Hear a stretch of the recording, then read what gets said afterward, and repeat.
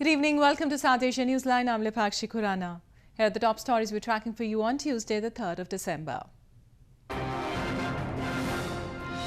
Terror incidents on decline, infiltration bids on rise in India's Jammu and Kashmir. Pakistan's foreign minister meets top Sri Lankan leadership to boost ties.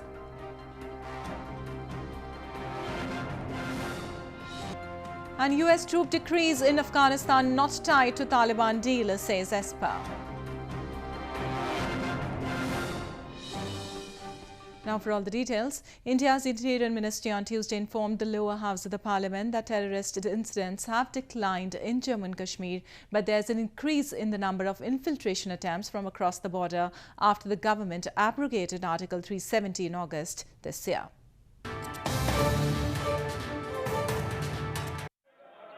India's Interior Ministry on Tuesday informed the lower house of the Parliament Lok Sabha that terror incidents have declined in Jammu and Kashmir since the region was stripped of its special status on August 5. Junior Interior Minister G. Kishan Reddy said 88 such incidents have taken place between August 5 and November 27, down from 106 between April 12 and August 4. The ministry in its written reply, however, informed that there has been an increase in the number of infiltration attempts from across the border. During the 88-day period from August 5 to October 31st, there has been 84 such attempts, Reddy said. Reddy said security agencies continued to receive inputs about the intention of terrorist outfits supported and sponsored from across the border to indulge in terror attacks and breach security in Jammu and Kashmir. Indian government revoked Article 370 in August that gave special status to the erstwhile province of Jammu and Kashmir and bifurcated the region into two union territories, Jammu and Kashmir and Ladakh, which officially came into existence from October 31st. Almost 3 months after India's Chandrayaan2's moon lander crashed into the surface of the moon in the last stages of a complex maneuver, NASA has said that it has found its debris. The US Space Agency has credited an Indian engineer for the discovery.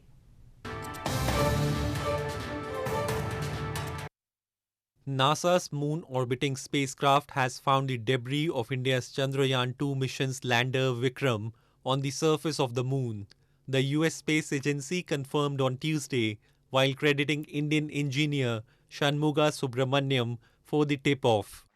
Indian Space Research Organization or ISRO had lost contact with the lander Vikram following its launch from Chandrayaan-2 moon orbiter on September 6 this year, when it tried to make soft landing near the moon's south pole. NASA said it released a mosaic image of the site on September 26, inviting the public to compare it with the images of the same area before the crash to find signs of the lander. Indian engineer Shanmuga Subramaniam was the first person to come up with a positive identification. I tweeted out to them on October 3rd, and after that I also sent a mail to them on October 18th, and after that I got a confirmation from NASA today morning, and I was very elated to receive that email because I was spending something like 8 to 7 hours each day for 4 to 5 days on that. After the loss of contact with Vikram lander, Indian Prime Minister Narendra Modi had encouraged the country's space scientists to persevere in their endeavors, terming ISRO's attempt a great feat. A successful soft landing on the moon's surface would have made the country only the fourth after the US, Russia and China to achieve the feat. Pakistan's former military dictator Pervez Musharraf was admitted to a hospital on Monday in Dubai after he developed heart and blood pressure related complications. This comes as a special court in Pakistan had ordered him to record his statement by December 5 in treason case against him.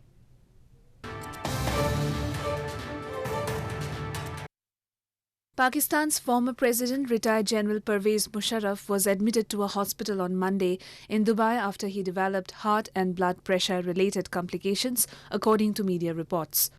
Earlier this year, in January and then in May also, Musharraf was rushed to a hospital in Dubai after his health deteriorated. The former president, who has been living in Dubai since March 2016, is facing treason charges back in Pakistan for suspending the constitution in 2007, a punishable offence for which he was indicted in 2014. A special court in Islamabad hearing the case against him had last week ordered the former military ruler to record his statement in the case by December 5. Musharraf has dismissed the charges against him as being politically motivated. If found guilty, he could be sentenced to death or imprisonment for life. Moving on, Pakistan's Foreign Minister Shah Mahmood Qureshi on Monday met the new Sri Lankan leadership, including President Gotabaya Rajapaksa, and discussed several issues of mutual interest to further deepen bilateral relations.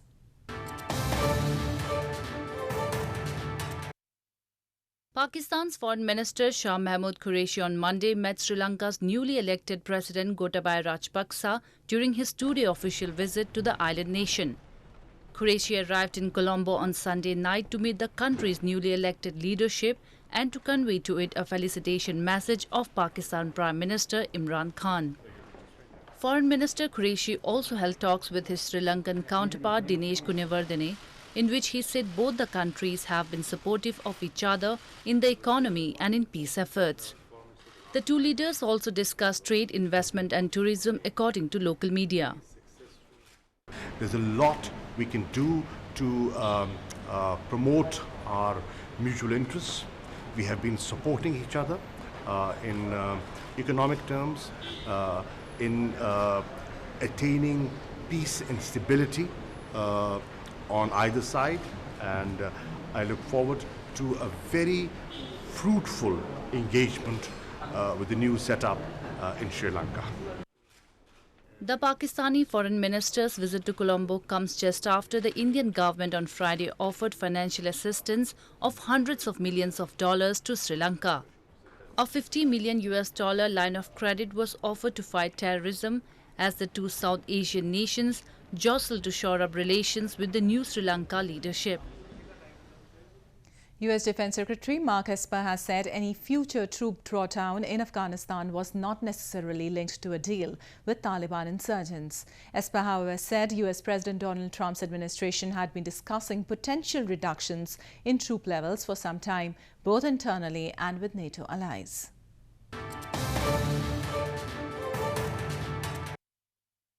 U.S. Defense Secretary Mark Esper on Monday said that any future troop drawdown in Afghanistan was not necessarily linked to a deal with Taliban insurgents. Speaking as he flew to London for a NATO summit, Esper said U.S. President Donald Trump's administration had been discussing potential reductions in troop levels for some time, both internally and with NATO allies. His remarks came after Trump last week made a surprise Thanksgiving visit to U.S. troops in Afghanistan and spoke of potential troop reductions from the country. Trump said he believed the Taliban insurgency would agree to a ceasefire in the 18-year-old war. There are currently about 13,000 U.S. forces in Afghanistan, as well as thousands of other NATO troops. Officials have said U.S. forces could drop to 8,600 and still carry out an effective core counter-terrorism mission as well as some limited advising for Afghan forces. In news from Nepal, Nepalese Prime Minister KP Sharma Oli, in a video statement from hospital, has assured his well-wishers that he is recovering after his appendicitis surgery. PM Oli was rushed to the hospital on November 26th after he complained of stomach ache. Nepal's ailing Prime Minister KP Sharma Oli has issued a video statement from hospital and assured his well-wishers that his health is improving. The Prime Minister on Monday released a video on Twitter and said he is recovering after his appendicitis surgery. The video statement came amidst his extended stay at the hospital in the capital Kathmandu, which increased suspicion that he was reeling under serious health condition. को उपचारको क्रम लाग्नै भयो तर मेरो स्वास्थ्य राम्ररी अगाडि बढिराखेको छ सुधार भइराखेको छ र एउटा मेजर अपरेसन पछि अब तपाईहरु देखिरहनु भएको छ अहिले पनि कि मेजर अपरेसन पछि पनि म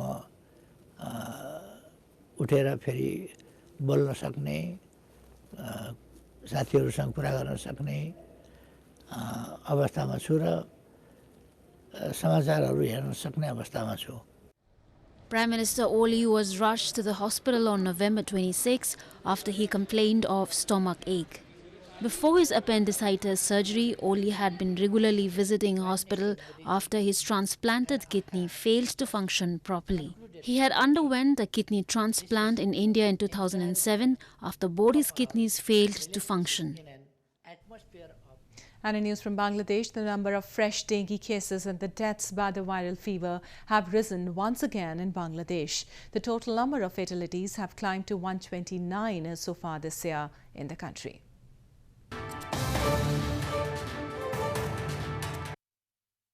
Three more deaths from dengue fever has brought the total number of fatalities to 129 so far in Bangladesh this year, the government has confirmed. According to a report by the Directorate General of Health Services or DGHS issued on Sunday, out of the 129 deaths, 3 were recorded in November. Last month, 4,011 more dengue cases were recorded after 16,856 in September and 52,636 in August, which were more than the total number of patients in any past year, according to DGHS. Dengue fever is a disease caused by a family of viruses transmitted by Aedes mosquitoes. Its symptoms include severe joint and muscle pain, headache, fever, exhaustion and rashes. India's eastern Odisha province is witnessing a global confluence of arts through the twin annual events of the Konark Festival of Classical Dance Performances and the International Sad Arts Festival.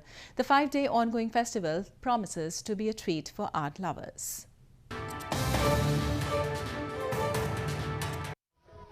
Hundreds of locals and tourists flocked to Chandrabhaga beach on Sunday as the 8th edition of International Sand Art Festival kicked off in India's eastern Odisha province.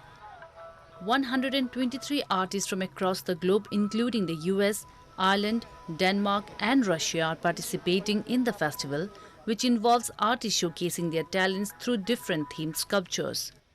The 5-day-long festival will follow the established pattern of day-wise theme, based on which participating artists will create their work. जहां पर more than 100 sand artists participate करते हैं और उसमें बहुत सारे international artists different countries से आते हैं जो renowned artists हैं उनके देश से. जब भी मैं जाता हूं out of country में जब भी participate करता हूं तो उस टाइप का वो भी हमारे देश में इस festival में participate कर रहे हैं. The International Sand Art Festival coincides with the Konark Festival on the pristine Chandrabhaga beach. The Konark Festival celebrates Odisha's rich culture and tradition through colourful dance performances, with the Konark Sun Temple offering the backdrop to the stage. I have a special affection to dance because we also dance at home, but we dance some different dances. But of course, dance is always something special, and this one is connected with some history, with also some specialities of the culture, and that's why we like it, and especially therefore we came here. The event showcases the best of India's traditional and classical dance forms, besides offering interesting insights into the rich cultural heritage of the country. Well, that's the way it was in South Asia this evening. Before we conclude, the top stories once again. Terror incidents on decline, infiltration bids on rise in India's Jammu and Kashmir. Pakistan's foreign minister meets top Sri Lankan leadership to boost ties. And US troop decrease in Afghanistan not tied to Taliban deal, says Esper.